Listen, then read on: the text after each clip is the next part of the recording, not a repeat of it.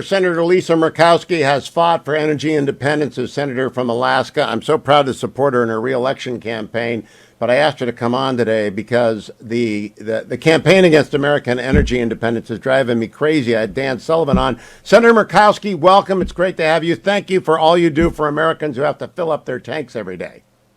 Well, thanks, Hugh. Good to be on the show. You know, when you think about where we are as a country right now, this, I think, is day number 9 across the country for the highest average gas prices ever that people have seen. You know, this is not some blip out there that is going to go away tomorrow.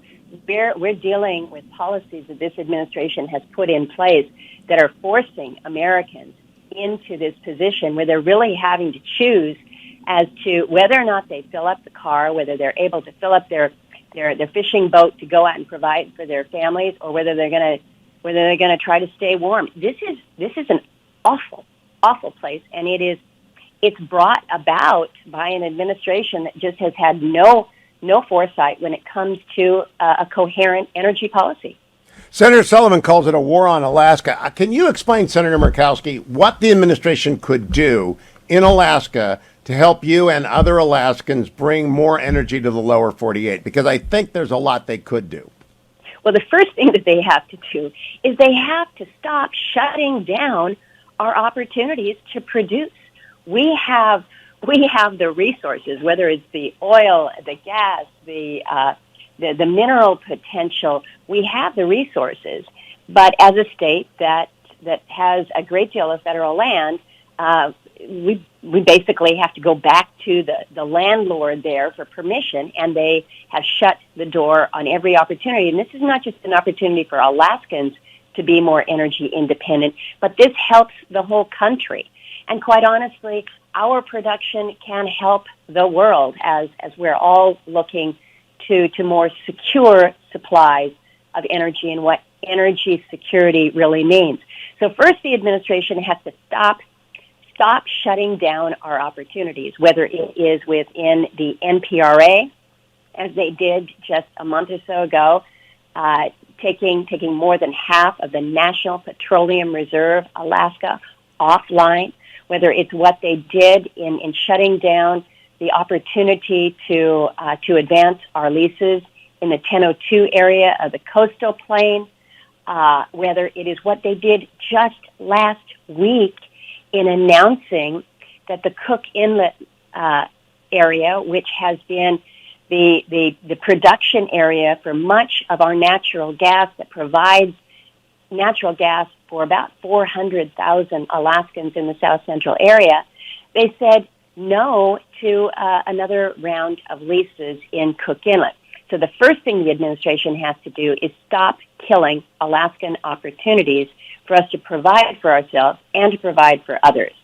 You know, I said yesterday we had a press conference on energy prices and what this is meaning across the country.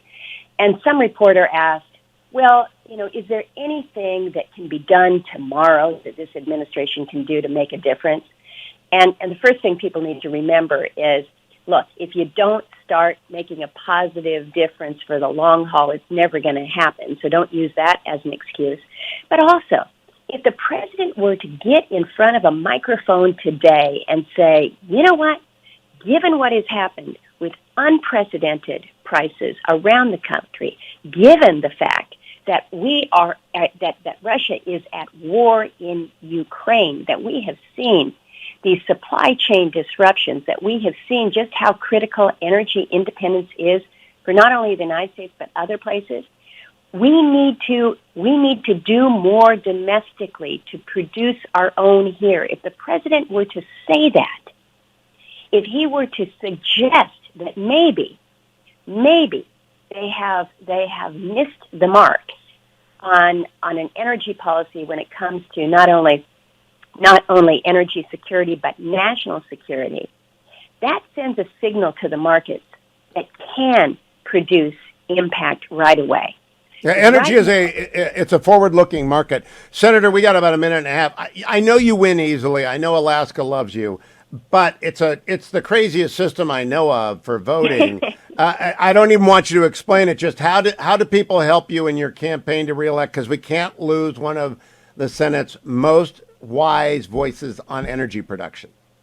Well, your words are kind, Hugh, and I appreciate that. We need Alaskans to engage in this campaign. It will be a different format with our ranked choice, and so it will be new, it will be different, but at the end of the day, what we need to do is make sure that experience returns to the Senate, someone who can deliver on Alaska's issues and priorities, and one who is focused first and foremost on the strength of our country. So it's going to be a long campaign, but we're looking forward to it. Keep coming back. Lisa for Alaska is her Twitter handle. And all of you folks up in Copper River Valley and Anchorage who are listening to me, she is the most effective energy senator in America. Go out and support Lisa Murkowski. Come back tomorrow for the next Hugh Hewitt Show. The Hugh Hewitt Show is now available on TV. Go to salemnewschannel.com or download the app. You can also watch on Roku and Fire Stick. Salem News Channel, the antidote to the mainstream media.